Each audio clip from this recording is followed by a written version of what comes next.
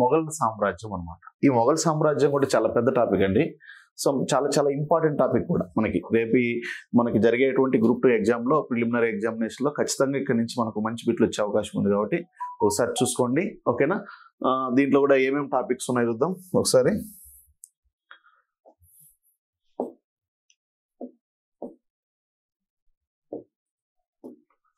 మొఘల్ సామ్రాజ్యము అన్నమాట. మొఘల్ సామ్రాజ్యము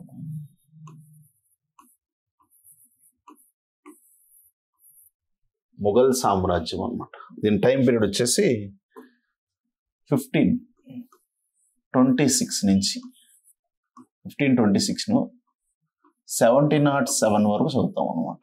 అంటే ఘనత వహించిన మొఘలుల గురించి చదువుతాం అనమాట.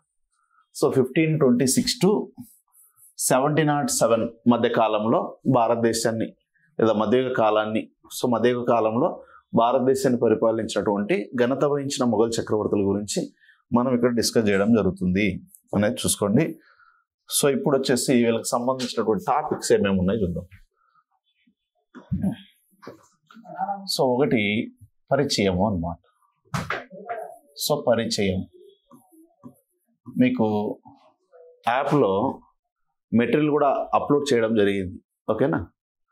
సో కాబట్టి ఆ యాప్లో ఉన్నటువంటి మెటీరియల్ మీరు డౌన్లోడ్ చేసుకోండి ఒకసారి. సో ఆ మెటీరియల్ ముందర పెట్టుకుని విన్నట్లయితే ఇంకా బెటర్ అని నేను అనుకుంటున్నాను. ఓకేనా? సో పరిచయము. నెక్స్ట్ తర్వాత వచ్చేసి రాజధానులు. సో వీళ్ళకి సంబంధించిన రాజధానులు గురించి మనం చూడాలి. నెక్స్ట్ తర్వాత మూడవది ఆధారాలు. వీళ్ళకి సంబంధించినటువంటి ఆధారాలు, సోర్సెస్, ఏమేమి సోర్సెస్ ఉన్నాయి. సో వీళ్ళకి సంబంధించినటువంటి పరిపాలన, రాజకీయ చరిత్ర అన్నమాట. సో రాజకీయ చరిత్ర.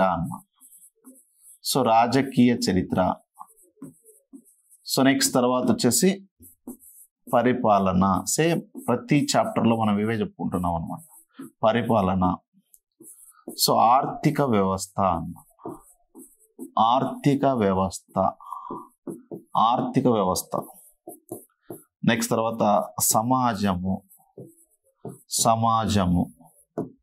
నెక్స్ట్ తర్వాత మతము. నెక్స్ట్ తర్వాత 9 భాష. నెక్స్ట్ తర్వాత చిత్రలేఖనం.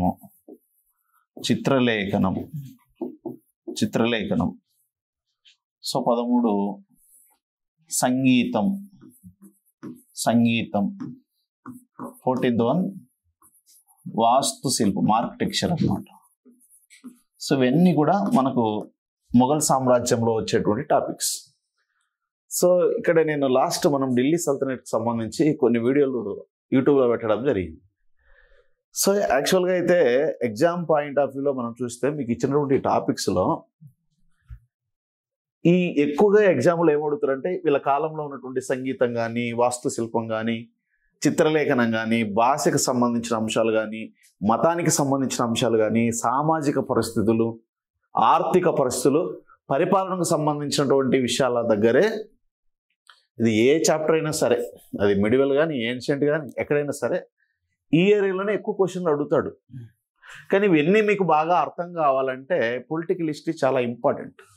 అంటే పొలిటికల్ హిస్టరీ అర్థమైతేనే ఇవన్నీ కూడా మీకు నీట్గా అర్థమయ్యే అవకాశం ఉంది. కాబట్టి అలానే ఇది రాదని నేను చెప్పను, కానీ మెజారిటీ 80% క్వశ్చన్స్ ఇక్కడి నుంచే ఫ్రేమ్ అవుతాయి అన్నమాట. సో ఇది కేవలం బేసిక్ నాలెడ్జ్ కోసమే. సో కానీ యూట్యూబ్లో పెట్టేటువంటి యొక్క వీడియోస్ చూస్తే ఎక్కువగా రాజకీయ చరిత్రను బాగా వింటున్నారు తప్పితే మార్కులు వచ్చే టాపిక్ని మాత్రం వినలేదు. దాంట్లో మనం అడ్మినిస్ట్రేషన్కి సంబంధించి ఒక వీడియో చేయడం జరిగింది. కానీ ఆ వీడియో చాలా తక్కువ మంది చూశారు, కానీ అక్కడి నుంచి బిట్లు వస్తాయి చూడండి ఖచ్చితంగా. సో రేపు ఢిల్లీ సల్తనట్ ఎగ్జామ్ జరిగితే మనకి ఢిల్లీ సల్తనట్ నుంచి క్వశ్చన్ వస్తే ఖచ్చితంగా ఏరియా నుంచి వస్తుంది. కానీ ఆ టాపిక్ చూస్తున్నారంటే చూడటం లేదు, ఎందుకంటే అది బోరింగ్గా ఉంటుంది కదా. అదే మీకు పొలిటికల్ హిస్టరీ అయితే చాలా ఎంజాయ్ చేస్తా, కథలు అవి ఇవి వస్తాయి కాబట్టి ఇంట్రెస్ట్గా దాన్ని మాత్రం వింటున్నారు తప్పితే ఎగ్జామ్లో మనకి ఏమొస్తాయి అనేది మాత్రం వినట్లేదు. ఓకేనా? సో కాబట్టి ఇక్కడ గుర్తుపెట్టుకోండి, ఇక్కడ ప్రతి చాప్టర్ ప్రతి టాపిక్ కూడా మనకి ఇంపార్టెంట్ అండి. కాకపోతే సో ఈ పొలిటికల్ హిస్టరీ చరిత్ర, రాజకీయ చరిత్ర అనేది మనకి ఎగ్జామ్ పాయింట్ ఆఫ్ వ్యూలో చదువుకుంటే చాలు, అంతే. వాళ్ళ గురించి పూర్తి సమాచారం మీకు అనవసరం. ఓకేనా? ఎగ్జామ్ పడేటప్పుడు మనం బాగా గుర్తుపెట్టుకోవాలి. చూడండి, అడ్మినిస్ట్రేషన్ బాగా చదవాలి, ఆర్థిక పరిస్థితులు, సామాజిక పరిస్థితులు, మీరు కావాలంటే ప్రీవియస్ క్వశ్చన్ పేపర్ చూసుకుంటే ఒకసారి అంతా ఏరియా నుంచే క్వశ్చన్లు వచ్చింటాయి అనమాట. సో అవి బాగా వినాలి మనము. ఓకేనా? అంటే ఇవి వినకూడదని కాదు, వీటి మీద ఎక్కువ ఫోకస్ చేయాలి అని. సో అది వినాలి, దీన్ని బాగా నేర్చుకోవాలన్నమాట. ఓకేనా? సో కాబట్టి ఇవి మనకు మొఘల్ సామ్రాజ్యానికి సంబంధించినటువంటి టాపిక్స్. ఇంట్రొడక్షన్, క్యాపిటల్స్, మీకు ఆల్రెడీ ఢిల్లీ సుల్తాన్లకు చెప్పేటప్పుడు ఢిల్లీ సుల్తాన్లకు సంబంధించినటువంటి రాజధానులు చెప్పాను మీకు, ఏ ప్లేస్లో రాజధానులు వివరించాయని చెప్పేసి. సో ఇక్కడ ఫస్ట్ లాహోర్ అనేది ఢిల్లీ సుల్తాన్ల క్యాపిటల్ అని చెప్పుకున్నాం. సో లాహోర్ తర్వాత ఢిల్లీ అనేది క్యాపిటల్గా మారిందని చెప్పాం. మహమ్మద్ బిన్ తుగ్లక్ వచ్చిన తర్వాత రాజధానిని షిఫ్ట్ చేయడం జరిగింది అన్నాం. ఓకేనా? రాజధాని మార్పు జరిగింది. సో రాజధాని మార్పు జరిగింది, మళ్ళీ రీషిఫ్ట్ కూడా జరిగింది, మళ్ళీ ఢిల్లీకే. ఎక్కడి నుంచి? ఢిల్లీ నుంచి దౌలతాబాద్కి, దౌలతాబాద్ నుంచి మళ్ళీ ఢిల్లీకి వచ్చారు. సో మళ్ళీ లాస్ట్ లోడి వంశం కాలంలో ఇక్కడ ఆగ్రాకి రాజధాని షిఫ్ట్ కావడం జరిగింది. అంటే మనకు ఢిల్లీ సల్తనట్ అనే రాజ్యం, వీళ్ళకంటే ముందు పరిపాలించినటువంటి రాజ్యంలో సో ఈ 4 ప్లేసులు క్యాపిటల్గా వ్యవహరించడం జరిగింది ఢిల్లీ సల్తనట్ అనేటువంటి సామ్రాజ్యానికి. అలాగే మొఘల్ సామ్రాజ్యానికి కూడా రాజధానులుగా వ్యవహరించినటువంటి ప్లేస్లు ఏమున్నాయి అనేది మనం చదవాలి సో కాబట్టి ఇవే ఎగ్జామ్లో అడిగేది. మనం ఏదైతే చదువుతాం కానీ బుక్లన్నీ సో అవన్నీ అనవసరం. ఇక్కడ ఫ్రేమింగ్ చాలా చాలా ఇంపార్టెంట్ అనమాట. ఓకేనా? సో కాబట్టి నెక్స్ట్ తర్వాత ఆధారాలు అన్నమాట, సోర్సెస్. వాస్తవంగా అయితే సోర్సెస్ తీసుకున్నప్పుడు మనకి ఒక రాజవంశం యొక్క సోర్స్ గురించి మనం మాట్లాడాలంటే ఫస్ట్ శాసనాలు అనేవి ఇంపార్టెంట్. శాసనాలు. రెండోటి ఏంటంటే నాణేలు, కాయిన్స్ చాలా ఇంపార్టెంట్. మూడవది ఏంటంటే గ్రంథాలు. సో గ్రంథాలు ఇంపార్టెంట్. నాలుగవది వచ్చేసి కట్టడాలు. ఇవే యాక్చువల్గా సోర్సెస్గా తీసుకుంటాం. కానీ ఇక్కడ మనకు శాసనాధారాలు ఏమి ఉండవు, కానీ ఈ 3 రకాల ఆధారాల గురించి మనం డిస్కస్ చేస్తాం.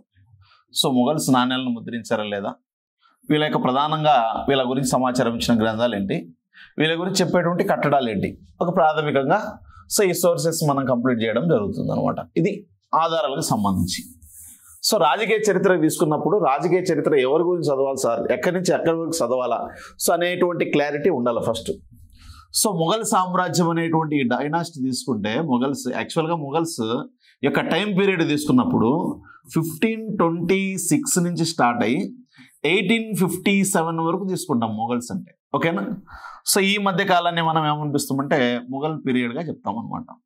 1526లో మొదటి పానిపట్టు యుద్ధం దగ్గర నుంచి సో మనకి 1857లో జరిగినటువంటి సిపాయిల తిరుగుబాటు వరకు ఉన్నటువంటి కాలాన్ని మొఘలుల యొక్క పాలనా కాలంగా మనం చెప్తాం. సో ఈ కాలాన్ని చరిత్రకారులు ఏం చేస్తారంటే 2 భాగాలుగా విభజించడం జరిగింది. సో ఒకటి ఏంటంటే 1526 నుంచి స్టార్ట్ అయ్యి 1707 వరకు ఒక దశగాను, 1707 నుంచి సో 1857 వరకు ఇది 2వ దశగాని చెప్పడం.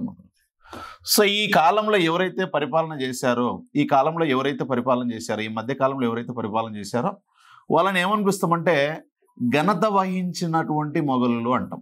వహించినటువంటి మొఘలులు అనమాట. అంటే చాలా గొప్ప మొఘలులు అని చెప్పచ్చు అనమాట. మొఘల్స్, గ్రేటర్ మొఘల్స్ అంటాం. ఈ పాలనా కాలాన్ని మనము ఘనత వహించినటువంటి మొఘలుల యొక్క కాలంగా చెప్పడం జరుగుతుంది. సో 1707 నుంచి 1857 వరకు ఉన్నటువంటి కాలాన్ని సో మలి మొఘలుల కాలము అంటాం. అంటే బలహీనమైన, ఇక్కడ చూడండి ఘనత వహించిన కదా, సో కాబట్టి వీళ్ళను బలహీనమైన ఓకేనా, సో వీకర్ మొఘల్స్ అని చెప్పచ్చు అనమాట. బలహీనమైన మొఘలుల కాలం అని చెప్పచ్చు అనమాట. వీళ్ళు మొఘల్సే, సో వాళ్ళు మొఘల్సే, కాకపోతే వీళ్ళు వీకర్ మొఘల్స్, వీళ్ళు గ్రేటర్ మొఘల్స్ అనమాట. ఓకేనా? వీళ్ళని మనం బలహీనమైన మొఘలుని ఏ విధంగా చెప్పొచ్చు అంటే సో వీళ్ళను మలి మొఘలులు అని కూడా చెప్పచ్చు. మలి మొఘలులు అని, కడుపటి మొఘలులు అని, బలహీనమైన మొఘలులు అని, సో నెక్స్ట్ తర్వాత వీకర్ మొఘల్స్ అని, సో అనేక రకాలుగా వాళ్ళని చెప్పడం జరుగుతుంది అనమాట. కడుపటి మొఘలులు, మలి మొఘల్ చక్రవర్తులని, కడుపటి మొఘలులని, బలహీనమైనటువంటి మొఘలులని ఓకేనా చెప్పడం జరుగుతుంది. కాకపోతే వీళ్ళను ఆధునిక కాలంలో చదువుతారు అన్నమాట. సో మోడర్న్ ఇండియన్ హిస్టరీలో చదువుతాం వీళ్ళని. సో వీళ్ళనేమో మధ్యయుగ కాలంలో చదువుతాం అనమాట. మధ్యయుగ కాలంలో చదువుతాం. కాబట్టి మనకు వచ్చినటువంటి ఈ రెండు దశల్లో ఏ దశను చదువుతాం? సో యొక్క మధ్యయుగ కాలం నాటి 1526 నుంచి 1707 వరకు ఉన్నటువంటి కాలాన్ని మనం ఇక్కడ అధ్యయనం చేయడం జరుగుతుంది. ఇక్కడ కూడా రాజకీయ చరిత్రలు అవే మనం డిస్కస్ చేయడం జరుగుతుంది అన్నమాట. సో వీళ్ళకి సంబంధించినటువంటి అడ్మినిస్ట్రేషన్ చాలా చాలా ఇంపార్టెంట్ అని చెప్పాను కదా. ఎగ్జామ్లో ఇక్కడి నుంచే క్వశ్చన్లు వస్తాయి, ఓకేనా. సో అందరూ హిస్టరీని ముందు నుంచి చదువుతారు, కానీ ఎగ్జామ్లో మనం విన్నర్ కావాలంటే సో హిస్టరీలో మాత్రం బ్యాక్ నుంచి చదవాలి, ఓకేనా. ఎక్కువగా మనం బ్యాక్ నుంచి చూడండి. ఆర్కిటెక్చర్ వెరీ వెరీ ఇంపార్టెంట్ అనమాట. మీకు ఢిల్లీ సుల్తాన్ల కాలంలో ఆర్కిటెక్చర్ చెప్పున్నాను. సో ఢిల్లీ సుల్తాన్లు తమ కట్టడాల నిర్మాణం నందు ఎటువంటి రాళ్లను ఉపయోగిస్తారు? పాలరాయిని యూజ్ చేస్తారు, ఎర్ర ఇసుక రాయిని, తెలుపు ఇసుక రాయిని, పసుపు ఇసుక రాయిని వాడారు, ఓకేనా. డోమ్ను యూజ్ చేశారు, దూలాలను యూజ్ చేశారు, ఓకేనా. సో వంపులను ఉపయోగించారు, ఓకేనా. తామర పువ్వులను ఉపయోగించారు, పుష్పాలను ఉపయోగించారు, ఖురాన్ లిపులను అక్కడ మెన్షన్ చేశారు, పారసీక భాషతో యొక్క కట్టడాల మీద రాశారు, ఓకేనా. ఇవన్నీ కూడా ముఖ్యమైనటువంటి అంశాలను. సో వాళ్ళు కట్టినటువంటి కట్టడాలు ఏంటివి, కట్టడాల నిర్మాణంలో ఎటువంటి శిలను వాడారు, ఇవన్నీ చెప్పుకోవడం జరిగింది. సో అలాగే ఇక్కడ మొఘల్ యొక్క కన్స్ట్రక్షన్స్ కూడా వెరీ వెరీ వెరీ ఇంపార్టెంట్ అనమాట, ఓకేనా.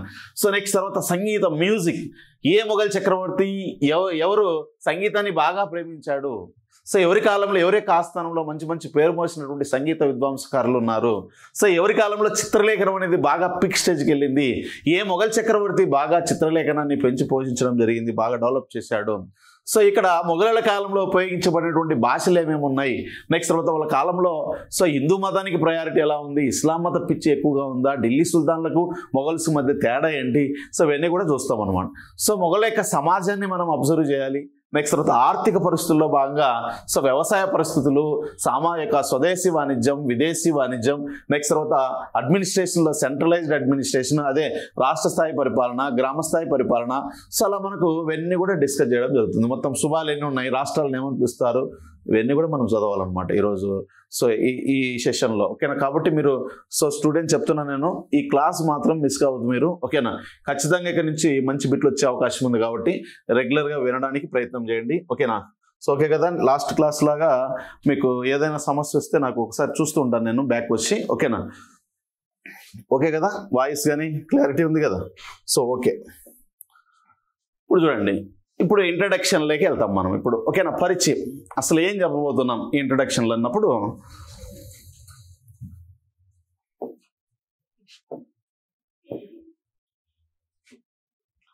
సో ఫస్ట్ వచ్చేసి పరిచయము అన్నమాట,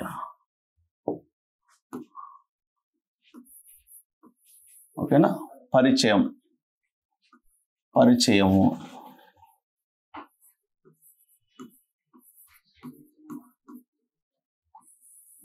సో పరిచయం, ఓకేనా.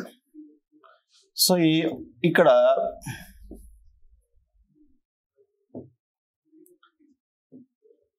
మధ్యయుగ భారతదేశ చరిత్రలు చూడండి. మధ్యయుగ కాలంలో సో భారతదేశాన్ని పరిపాలించినటువంటి మధ్యయుగ కాలంలో ఇది భారతదేశం అనుకుంటే, సో వీళ్ళ యొక్క పాలనా కాలం అనేది ఎప్పుడు జరిగింది? ప్రాచీన కాలంలోనా, మధ్యయుగ కాలంలోనా, ఆధునిక కాలంలోనా అంటే మధ్యయుగ కాలంలో అని చెప్పచ్చు అనమాట, ఓకేనా.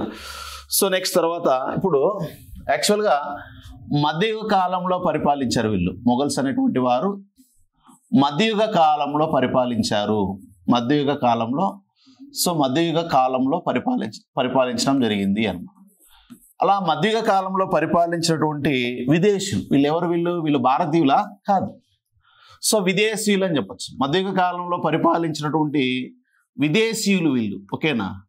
సో ఈ విదేశీయులు మధ్యయుగ కాలంలో భారతదేశాన్ని పరిపాలించినటువంటి విదేశీయులలో ఈ మొఘలులు అనేటువంటి వారికి, విదేశీయులైనటువంటి మొఘలులకి ఒక ప్రత్యేకమైనటువంటి స్థానం ఉందని చెప్పొచ్చు అనమాట.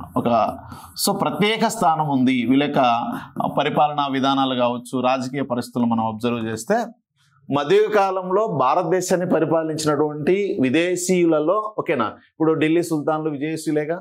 సో నెక్స్ట్ మొఘల్స్ విదేశీయులే కదా. సో అలాగే ఇప్పుడు ఢిల్లీ సల్తనట్ అనే రాజ్యం ఎంత ప్రసిద్ధి చెందిందో మధ్యయుగ కాలంలో, సో మొఘల్స్ కూడా అంతకంటే ఎక్కువ ప్రత్యేక స్థానం కలిగినటువంటి వ్యక్తులుగా మనం వీళ్ళని చెప్పడం జరుగుతుంది అనమాట, ఓకేనా.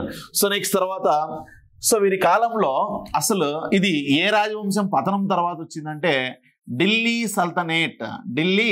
సల్తనత్, ఢిల్లీ సల్తనత్ అనేటువంటి రాజ్యం పతనమైపోవడం వల్ల సో ఈ ఢిల్లీ సల్తనత్ అనేటువంటి రాజ్య స్థానంలో ఓకేనా సో ఈ రాజ్యం మొఘల్ సామ్రాజ్యం అనేది స్థాపించబడింది, మొఘల్ రాజ్య స్థాపన జరిగింది అని చెప్పొచ్చు అనమాట. సో కాబట్టి ఇక్కడ ఢిల్లీ సల్తనత్ రాజ్యస్థానంలో వచ్చినటువంటి రాజ్యమే మొఘల్ సామ్రాజ్యం. కానీ ఇక్కడ ఇది అందరికీ తెలుసు, కానీ ఇక్కడ మనకు కావాల్సింది ఏంటంటే సో ఢిల్లీ సల్తనత్ అనేటువంటి రాజ్యం, సో ఆ రాజ్యాన్ని పరిపాలించినటువంటి చివరి పాలకులు ఎవరంటే లోడీలు.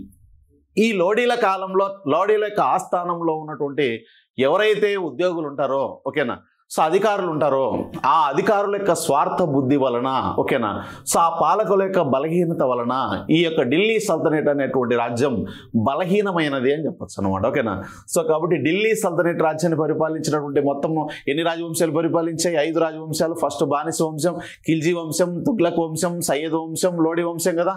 కానీ ఆ లోడీ వంశం యొక్క పరిపాలనా కాలంలో వాళ్ళ ఆస్థానంలో లోడీల యొక్క ఆస్థానంలో ఉన్నటువంటి ఎవరైతే వాళ్ళ యొక్క ప్రభుత్వంలో ఉన్నటువంటి అధికారులు ఎవరైతే ఉన్నారో సో ఇక ఆఫీసర్స్ ఎవరైతే ఉన్నారో ప్రభుత్వ ఉద్యోగులు ఎవరైతే ఉన్నారో వాళ్ళ యొక్క స్వార్థ బుద్ధి వల్లనే ఈ ఢిల్లీ సల్తనత్ అనేటువంటి రాజ్యం పతనం కావడానికి ఒక కారణమైందని చెప్పొచ్చు అనమాట. ఓకేనా సో కాబట్టి ఢిల్లీ సల్తనత్ అనే రాజ్యం బలహీనం కావడానికి ప్రధాన కారణం ఏదంటే వాళ్ళ యొక్క రాజ్యంలో వాళ్ళ యొక్క ప్రభుత్వంలో ఉన్నటువంటి అధికారుల యొక్క స్వార్థ బుద్ధి వల్లనే సో ఇది జరిగిందని చెప్పొచ్చు అనమాట. ఓకేనా సో ఎందుకంటే ఢిల్లీ సల్తనత్ పరిపాలించిన చిట్ట చివరి పాలకుడు ఎవరంటే ఇబ్రహీం లోడీ అని చెప్పుకోవచ్చు అనమాట.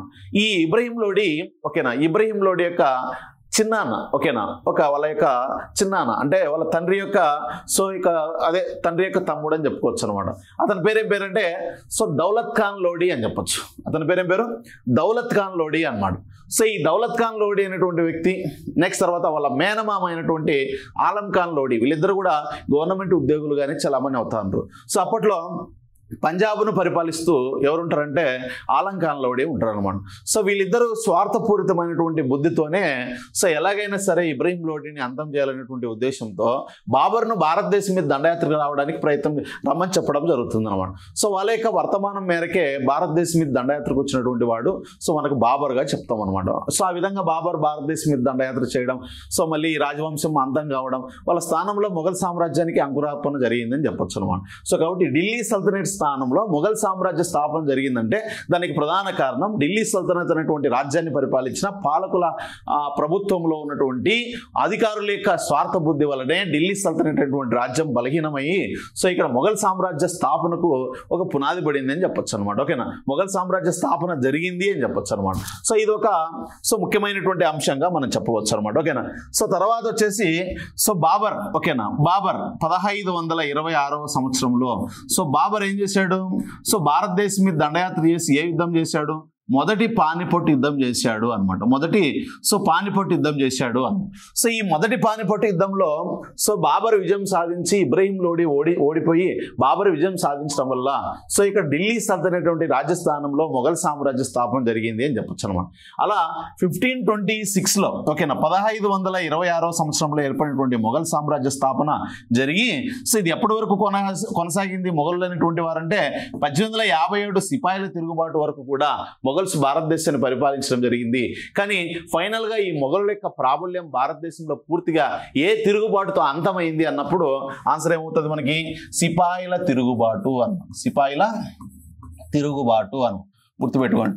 భారతదేశంలో మొఘలుల యొక్క ఆధిపత్యం లేదా మొఘలుల యొక్క పరిపాలన అనేది పూర్తిగా ఇక నుంచి భారతదేశం మొఘలు అనేటువంటి వారు లేకుండా పోవడం అనేది ఏ తిరుగుబాటుతో ఎండ్ అయింది అని చెప్పొచ్చు అనమాట. ఓకేనా సో కాబట్టి వెరీ వెరీ ఇంపార్టెంట్. సిపాయిల తిరుగుబాటు ఎప్పుడు జరిగిందంటే 1857లో జరిగింది. కాబట్టి ఆ 1857లో జరిగినటువంటి సిపాయిల తిరుగుబాటులో సో ఎవరైనా ఓకేనా బహదూర్ షా జాఫర్ II అతనే మనం చిట్ట చివరి మొఘల్ చక్రవర్తిగా చెప్తాం. సో బాబర్ అనేవాడు మొదటివాడైతే చిట్ట చివరి మొఘల్ చక్రవర్తి బహదూర్ షా జాఫర్ II అనమాట. ఓకేనా సో మొదటి చక్రవర్తిని ఏమనిపిస్తాం? మొదటి మొఘల్ చక్రవర్తిని బాబర్ అంటే ఓకేనా చిట్ట చివరి మొఘల్ చక్రవర్తిని ఎవరు ఏమని పిలుస్తామంటే బహదూర్ షా జాఫర్ II అని పిలుస్తాము. సో ఇతని యొక్క కాలం తీసుకున్నప్పుడు 1857. సో ఇతని యొక్క కాలం తీసుకున్నప్పుడు 1527లో స్టార్టింగ్ అనమాట. ఓకేనా సో ఆ విధంగా అందుకే ఇక్కడ మొదటి పాలకుడు చివరి పాలకుడు ఈయనే 1857లో జరిగినటువంటి సిపాయిల తిరుగుబాటులో పాల్గొంటాడు. కాబట్టి సో ఇతనితోనే సో ఇక్కడ పూర్తిగా ఈ మొఘల్ సామ్రాజ్యం అనేది ఎండ్ అయిపోతుంది. ఓకేనా కాబట్టి సిపాయిల తిరుగుబాటుతోనే సో ఈ వంశం అనేది ఎండ్ అయిపోతుంది. కాబట్టి ఈ యొక్క వీళ్ళ యొక్క పరిపాలన అనేది ఎవరితో ఎండ్ అయిపోతుందంటే మనకి సిపాయిలు తిరుగుబాటుతో ఎండ్ అవుతుంది అనేది గుర్తుపెట్టుకోండి. ఓకేనా? సో కాబట్టి ఇది మనకు ముఖ్యంగా ఈ యొక్క ఇంట్రడక్షన్లో వచ్చేటువంటి ప్రముఖమైనటువంటి సమాచారంగా మనం చెప్పొచ్చు అనమాట. ఓకేనా? సో ఇది వీళ్ళకి సంబంధించినటువంటి ఇంట్రడక్షన్గా చెప్పొచ్చు. ఇక్కడ మెయిన్ ఏంటంటే సో మనం తెలుసుకోవాల్సింది మొఘల్స్ అనేటువంటి వారు విదేశీయులు, భారతీయ రాజులు కాదు. ఓకేనా? సో వీళ్ళు మధ్య కాలంలో పరిపాలించినటువంటి ప్రముఖ రాజవంశంగా ఈ మొఘల్ సామ్రాజ్యాన్ని చెప్పవచ్చు. సో ఈ మొఘల్ సామ్రాజ్యం అనేది ఏర్పడడం అనేది ఏ రాజ్యస్థానంలో జరిగిందంటే ఢిల్లీ సల్తనట్ రాజస్థానంలో జరిగింది. మరి ఢిల్లీ సల్తనట్ ఎందుకు అది బలహీనమైపోయిందంటే వాళ్ళ యొక్క రాజ్యంలో ఉన్నటువంటి అధికారుల యొక్క స్వార్థ బుద్ధి వల్లనే, సో అక్కడ కుటిల నీతి ఎక్కువగా ఉండడం వల్లనే, సో అక్కడ బలహీనమైనటువంటి రాజు ఉండడం అది ఒక కారణం అయితే, సో దానివల్ల సో మొఘల్ సామ్రాజ్య స్థాపన జరిగింది అని చెప్పొచ్చు. మొఘల్ సామ్రాజ్య స్థాపనకు పునాది వేసినటువంటి యుద్ధం ఏదంటే సో మొదటి పానిపట్ యుద్ధం. సో మొదటి పానిపట్ యుద్ధంలో పాల్గొన్నటువంటి సో వ్యక్తి బాబర్. సో ఢిల్లీ సల్తనట్ పరిపాలించిన చిట్ట చివరి లోడి పాలకుడైనటువంటి ఇబ్రహీం లోడిని ఓడించి సో ఇక్కడ మొఘల్ సామ్రాజ్య స్థాపనకు అంకురార్పణ చేశాడు. ఆ విధంగా మొఘల్స్ 1526లో రాజ్య పరిపాలన స్టార్ట్ చేసి సో 1857 వరకు ఉన్నారు. ఈ మధ్యకాలంలో ఉన్న వారిని మనం మొఘల్స్ అని పిలుస్తాం. కానీ ఈ మొఘల్స్ మళ్ళీ రెండు రకాలుగా చెప్తాం. తొలి మొఘలులని, ఘనత వహించిన మొఘలులని, బలహీనమైనటువంటి మొఘలు అని చెప్పేసి రెండు రకాలుగా విభజించడం జరుగుతుంది. సో మనకు మధ్య కాలంలో చదువుతున్నాం కాబట్టి సో యొక్క ఘనత వహించిన మొఘలుల గురించి మనం ఇక్కడ డిస్కస్ చేస్తాం. ఘనత వహించినటువంటి మొఘలుల యొక్క పాలన అనేది 1526 నుంచి 1707 వరకు జరుగుతుంది. అంటే బాబర్ నుంచి ఔరంగజేబు యొక్క పరిపాలన వరకు లేదా ఔరంగజేబు మరణం వరకు చదివేటువంటి ఆ కాలాన్ని మనం తొలి మొఘలుల కాలంగా చెప్పడం జరుగుతుంది అన్నమాట. ఇది సో ఇంట్రడక్షన్ దగ్గర మనం నేర్చుకోవాల్సినటువంటి అంశం. ఓకేనా? ఇది బేసిక్ ఇన్ఫర్మేషనే. సో నెక్స్ట్ తర్వాత వచ్చేసి రెండవ టాపిక్. రెండవది ఏంటంటే రాజధానులు అన్నమాట. సో రాజధానులు. ఓకేనా?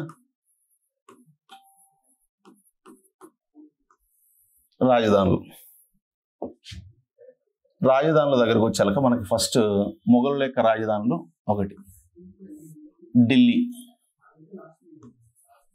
రాజధానిగా వివరించబడింది. ఓకేనా? సో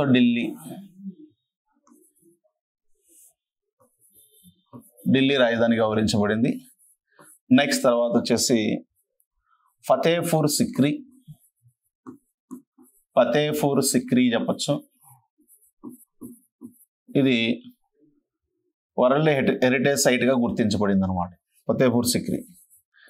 నెక్స్ట్ తర్వాత వచ్చేసి ఆగ్రా అనేటువంటి ప్రాంతంగా చెప్పవచ్చు అన్నమాట, ఆగ్రా. ఓకేనా? సో మనకి ఈ మూడు ప్లేస్లు మొఘల్ సామ్రాజ్యానికి క్యాపిటల్స్గా పనిచేయడం జరిగింది అనమాట. సో కాబట్టి ఫస్ట్ ఢిల్లీ, ఫతేపూర్ సిక్రీ. సో ఫతేపూర్ సిక్రీ అంటే మీకు తెలిసిందే, ఎవరి కాలంలో ఉండొచ్చు? అక్బర్ కాలంలో ఉండొచ్చు అనమాట. ఓకేనా? సో ఢిల్లీ మెజారిటీ కింగ్స్ కాలంలో అది రాజధానిగా వివరించబడింది. ఆగ్రా మనకు షాజహాన్ అతని కాలంలో రాజధానిగా వివరించడం జరిగింది అనమాట. ఓకేనా? సో మీకు ఇక్కడ దౌలతాబాద్ కూడా ఉంది కదా సార్. ఔరంగజేబు అంటే ఔరంగజేబు దౌలతాబాద్ను యువరాజుగా ఉన్నప్పుడు పరిపాలన చేస్తాడు. దక్షిణ భారతదేశానికి సుబేదార్గా ఉన్నప్పుడు అతడు దానికి రాజధానిగా ఉన్నాడు, కానీ అక్కడ ఆ ప్రాదేశిక రాజధానిగా అది వ్యవహరించబడుతుంది అని. సో మెయిన్ అయితే మూడు ప్లేస్లే అనమాట. So Delhi, next Fatehpur Sikri, next తర్వాత ఆగ్రా. సో ఈ మూడు ప్లేస్లు వీళ్ళకి రాజధాని వివరించు. అదే ఢిల్లీ సల్తనట్కి అయితే లాహోర్ తీసుకోవచ్చు, లాహోర్ తర్వాత ఢిల్లీ తీసుకోవచ్చు, ఢిల్లీ తర్వాత దౌలతాబాద్ తీసుకోవచ్చు, లాస్ట్ వచ్చేసి ఆగ్రా. ఈ నాలుగు వచ్చేసి ఢిల్లీ సల్తనట్ ఉండేటువంటి రాజ్యానికి రాజధానిగా వివరించినటువంటి ప్లేస్లు అవి. కానీ ఇక్కడ మీకు ఈ మొఘల్ సామ్రాజ్యానికి మాత్రం ఈ మూడు ప్లేస్లు మనం రాజధానిగా వివరించాయని చెప్పేసి చెప్పవచ్చు అనమాట. ఓకేనా? సో ఇక్కడ రెండు టాపిక్లు కంప్లీట్ చేసుకోవడం జరిగింది మనం. సో నెక్స్ట్ తర్వాత వచ్చేసి ఓకేనా ఆధారాలు కూడా చూద్దాం. ఆధారాలు. సో మూడవది వచ్చేసి ఆధారాలు, సోర్సెస్. ఆధారాలు అన్నమాట. సో ఆధారాలు ఏమేమి చదవాలి మనకు మామూలుగా? సో ఒకటి శాసనాలు చూడాలి. ఫస్ట్ శాసనాలు చూడాలి, శాసనాలు. నెక్స్ట్ రెండవది నాణ్యాలు చూడాలి, నాణ్యాలు. మూడవది గ్రంథాలు చూడాలి అనమాట, గ్రంథాలు. సో గ్రంథాలు. నెక్స్ట్ నాలుగు వచ్చేసి కట్టడాలు చూడాలన్నమాట, కట్టడాలు. సో ఈ నాలుగు రకాల అంశాలను మనం డిస్కస్ చేయాలన్నమాట. ఓకేనా? సో ఫస్ట్ మూడవది కట్టడాలు రాసుకోండి, కట్టడాలు. నెక్స్ట్ తర్వాత వచ్చేసి గ్రంథాలు అని చెప్పొచ్చు అనమాట. ఇవి ఒక రాజవంశం గురించి చరిత్రను వెలికి తీయడానికి ప్రధాన ఆధారంగా చెప్తాం అనమాట. సో కానీ ఇక్కడ మీకు వీళ్ళకి సంబంధించిన శాసనాలు ఏమి ఉండవు అందుబాటులో. కేవలం ఈ మూడు రకాలటువంటి ఆధారాలను మాత్రమే ఇక్కడ మనం డిస్కస్ చేయడం జరుగుతుంది అనమాట. ఓకేనా? సో కాబట్టి శాసనాధారాలు, నాణ్యాలు, కట్టడాలు అండ్ గ్రంథాలు. సో ఈ నాలుగిట్లో మనకు శాసనాధారాలు అనేది కనిపించవు. సో నెక్స్ట్ మెయిన్ వచ్చేసి నాణ్యాలు, కట్టడాలు, గ్రంథాల గురించి డిస్కస్ చేద్దాం. ఓకేనా? ఇది కూడా మంచి ఏరియానే, క్వశ్చన్ అవకాశం అదే బిట్టుబడే అవకాశం ఉన్నటువంటి ఏరియాగా చెప్పవచ్చు. ఓకేనా? సో నెక్స్ట్ ఇప్పుడు నాణ్యాల గురించి మాట్లాడదాం. నాణ్యాలు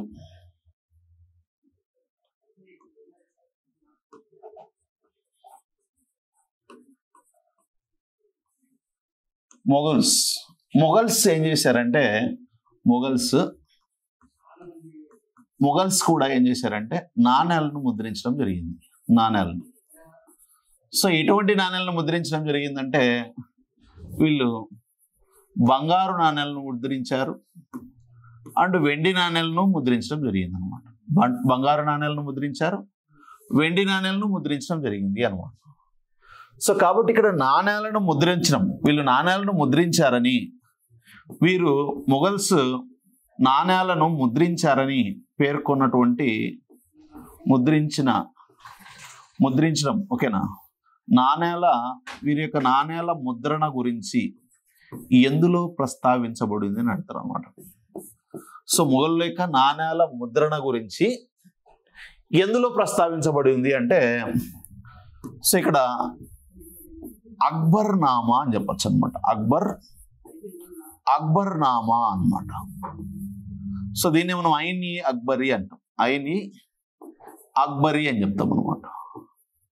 సో అక్బర్ నామా అనేటువంటి గ్రంథం, ఈ గ్రంథమే చెప్తుంది అనమాట. సో వీళ్ళకి సంబంధించినటువంటి నాణ్యాల ముద్రణ గురించి. సో ఎటువంటి నాణ్యాలను ముద్రించారని, బంగారు నాణ్యాలను ముద్రించారని, వెండి నాణ్యాలను ముద్రించారనేటువంటి విషయం. సో ఇక్కడ అక్బర్ యొక్క ప్రియ స్నేహితుడైనటువంటి అబుల్ ఫజల్, ఓకేనా, అక్బర్ ఉన్నాడు.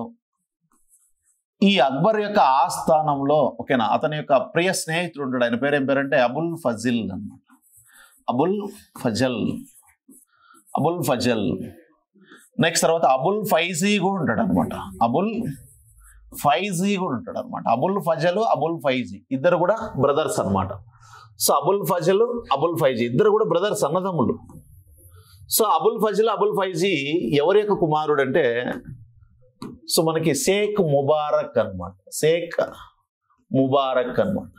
ఈయన ఎవరంటే, ఈయన ఒక సూఫీ మత గురువు అనమాట. సూఫీ సన్యాసి చెప్పచ్చు అనమాట. ప్రముఖ సూఫీ మత గురువు అయినటువంటి షేక్ ముబారక్. సో ఇక కుమారులే వీళ్ళిద్దరు కూడా. ఓకేనా? అంటే ఇక్కడ అక్బర్కి షేక్ ముబారక్ తెలుసు, అబుల్ ఫైజల్ తెలుసు, అబుల్ ఫైజీ తెలుసు అనమాట. సో కానీ అక్బర్కి అత్యంత ప్రియ స్నేహితుడు ఎవరంటే అబుల్ ఫజిల్. ఈ అబుల్ ఫజిలే అక్బర్ యొక్క జీవిత చరిత్ర అయినటువంటి అక్బర్ నామా లేదా ఐని అక్బర్ అయినటువంటి గ్రంథాన్ని సంకలనం చేయడం జరుగుతుంది అనమాట. సో ఈ గ్రంథంలో మొఘలులు అనేటువంటి వారు అంటే అక్బర్ సో బంగారు నాణ్యాలను, వెండి నాణ్యాలను ముద్రించినట్టుగా గ్రంథంలో ప్రస్తావించబడి ఉంది అనమాట. ఓకేనా? సో అదొకటి. నెక్స్ట్ తర్వాత విదేశీ యాత్రికులు. సో విదేశీ యాత్రికుల రచనలు కూడా, విదేశీ యాత్రికుల యొక్క రచనలు కూడా ఏం చెప్తున్నాయి, మొఘలు నాణ్యాలను ముద్రించారనేటువంటి విషయాన్ని ప్రస్తావించడం జరుగుతూ ఉంది అనమాట. గుర్తుపెట్టుకోండి ఇక్కడ. సో నాణ్యాలకు సంబంధించి మొఘలులు బంగారు నాణ్యాలను, వెండి నాణ్యాలను రెండింటిని కూడా ముద్రించారు. ఈ నాణ్యాలను ముద్రించినట్లుగా సమాచారం మనకు ఎందులో ఉందంటే అక్బర్ నామా లేదా ఐని అక్బర్ అనేటువంటి గ్రంథంలో అబుల్ ఫజల్ ఈ గ్రంథంలో క్లియర్గా వివరించాడు. సో అంతేకాకుండా విదేశీ యాత్రికుల యొక్క రచనలు కూడా, సో రచనల ప్రకారం కూడా ఈ మొఘల్స్ నాణ్యాలను ముద్రించినట్లుగా సో ప్రస్తావించబడింది అంటాం. సో ఇక్కడ అబుల్ ఫజిల్ ఎవరు, అబుల్ ఫైజీ ఎవరు, షేక్ ముబారక్ ఎవరు, ఓకేనా? సో వీళ్ళందరికీ ఒక ఐడియా తెచ్చిపెట్టుకోండి మీకు, ఎందుకంటే భవిష్యత్తులో ఇలా పేర్లు మనకు వస్తూ ఉంటాయి అనమాట. సో అబుల్ ఫజిల్ సో ఏం చేశాడు, అబుల్ ఫైజీ ఏం చేశాడు, ఓకేనా? సో షేక్ ముబారక్ ఏం పని చేస్తాడు, ఇవన్నీ కూడా మనకు పేర్లన్నీ కూడా ఒక అవగాహన వస్తూ ఉండాలి. స్లోగా వెళ్తుంది అనమాట. ఓకేనా? సో అక్బర్ అక్బర్ ఎవరో మీకు తెలిసిందే, ది గ్రేట్ అక్బర్. ఓకేనా, మధ్య కాలాన్ని పరిపాలించినటువంటి పాలకుల్లో సో గొప్ప పాలకుడు అనమాట అక్బర్. ఓకేనా, సో అలాంటి అక్బర్ యొక్క ప్రియ స్నేహితుడు అబుల్ ఫజిల్. సో అబుల్ ఫజిల్ యొక్క బ్రదర్ ఎవరంటే అబుల్ ఫైజీ. వీళ్ళిద్దరి యొక్క తండ్రి ఎవరంటే షేక్ ముబారక్. కాబట్టి వీళ్ళ ముగ్గురు పేర్లు మీరు ఒక ఐడియా తెచ్చిపెట్టుకోండి, భవిష్యత్తులో మనకు చాలా చాలా ఇంపార్టెంట్. సో కాబట్టి ఇక్కడ ఒక బుక్ గ్రంథం వచ్చింది అప్పుడే. ఓకేనా, దాని పేరే అక్బర్ నామా. అక్బర్ నామా, నామా అని వచ్చిందంటే జీవిత చరిత్ర అండి. సో కాబట్టి అక్బర్ నామా. ఓకేనా, సో పాదుషా నామా, అక్బర్ నామా, జహాంగీర్ నామా. ఓకేనా, సో ఇక్కడ అక్బర్ నామా ఇలా మనకు పేర్లు వస్తూ ఉంటాయి. వాటిని గుర్తు అదే హుమాయూన్ నామా ఇలా పేర్లు వస్తూ ఉంటాయి అనమాట. ఆ పేర్లు గుర్తుపెట్టుకోండి. సో ఇది నాణ్యాలకు సంబంధించినటువంటి సమాచారం. నెక్స్ట్ తర్వాత వచ్చేసి కట్టడాలు చూద్దాం. కట్టడాలు రెండవది. లాస్ట్లో మీకు కన్స్ట్రక్షన్స్ మళ్ళీ వస్తాయి, ఇక్కడ బ్రీఫ్గా కొద్దిగా సింపుల్గా చూడండి. ఓకేనా, కట్టడాలు అన్నమాట. కట్టడాలు ప్రధానమైనటువంటి కొన్ని ముఖ్యమైనటువంటి కట్టడాల గురించి మాట్లాడదాం మనం. సో ఫస్ట్ వచ్చేసి షేర్ షా సూర్. ఇక్కడ వాస్తవంగా ఈయన మొఘల్ చక్రవర్తి కాదు కానీ సో ఈయన కూడా మనకు మధ్యలో తగులుతాడు కాబట్టి ఆయన కూడా ఇక్కడ రాసేసుకుందాం. ఓకేనా, ఇక్కడ కట్టినటువంటి సుల్తాన్, ఇతని మనము రాజు లేదా చక్రవర్తి, రాజు లేదా చక్రవర్తి అంటే ఒక కట్టడాన్ని కట్టించినటువంటి రాజు లేదా చక్రవర్తి. సో కట్టడం పేరు. ఓకేనా, కట్టడం పేరేంటి, సో కట్టడం ఉండేటువంటి ప్రదేశం ఇవి మనం ఇక్కడ చూద్దాం. ఓకేనా, చూడండి ఇక్కడ రాజు, ఏ రాజు ఎటువంటి కట్టడాన్ని కట్టించాడు, ఎక్కడ కట్టించాడు అని చూడండి.